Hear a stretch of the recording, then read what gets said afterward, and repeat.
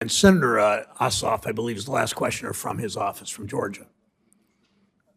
Thank you, Mr. Chairman, and thank you to our panelists for your service. Mr. Barr, first question for you, please. What do you assess to be the most significant threats to financial stability today?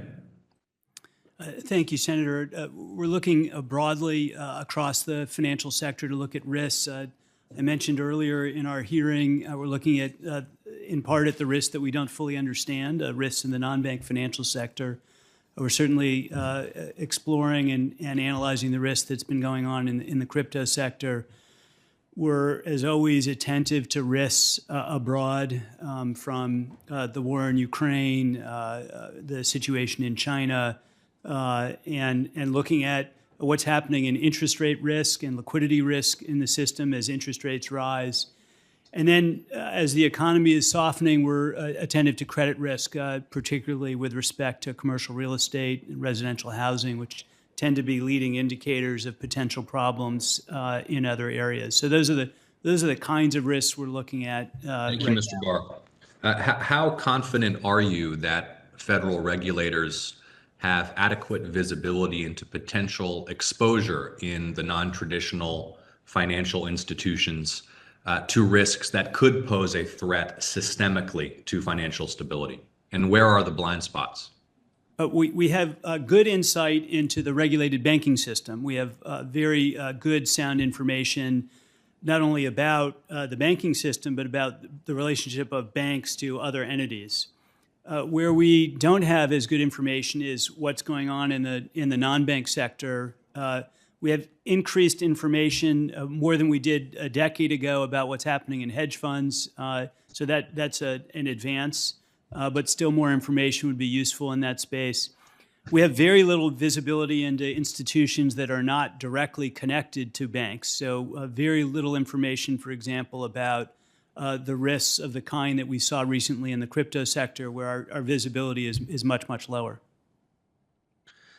Secretary Yellen, Mr. Barr stated last month she was, quote, worried about a loss of adequate liquidity in the Treasury market. I've also queried the Fed chair about this. Do you share her concerns, and can you characterize them, please?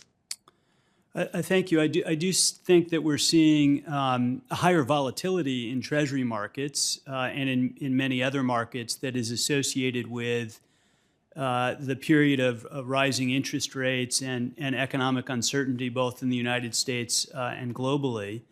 And with that increased volatility has come a reduction in liquidity of the type that you would expect given the volatility in the market. So, we're watching it very closely, as always, and it's something we're attentive to in thinking about the risks that lie ahead.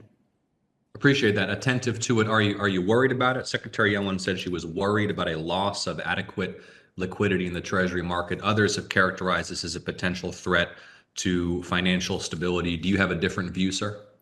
Well, I would say, as always, we're attentive to issues that might arise throughout the financial sector, including in Treasury markets. I think it's appropriate to be attentive to it, and we're attentive to it. Thank you. Mr. Grunberg, I'd like to ask you the same question, please. What do you assess to be the most significant threats to financial stability? I generally concur to the observations that Michael made. I do think the rising interest rate environment, and important to recognize that it's a global phenomenon, that it's not just the U.S. as a jurisdiction that sees rising rates, but other major jurisdictions as well. And so from both a national and international perspective, the potential financial stability risk there.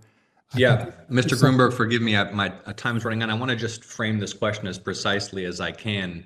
Of course, there are threats to growth, and I'm really focused here on threats to financial stability. I think the most constructive follow-up I can ask you is, what do you think are the mechanisms of action or the forms of exposure that will translate higher rates potentially into destabilizing financial shocks? That'll be my last question. Yeah, I think the other point that Michael made that I would concur with, and you raised it as well, I believe, Senator, is the non-bank financial sector and the potential leverage in that sector and the risks that can pose both for the risks of those institutions as well as their connectedness to the banking Yeah, who are the system. counterparties? Who are the counterparties for that leverage? Well, and the counterparties may be banks, and we do not have as good a line of sight into the inner workings of the non-bank financial firms as we do with the banking institutions, and so that it's both the risk we know and the risk we don't know, and that I think really needs to be a focus of attention. Thank you. I thank you for your testimony, and I yield back, Mr.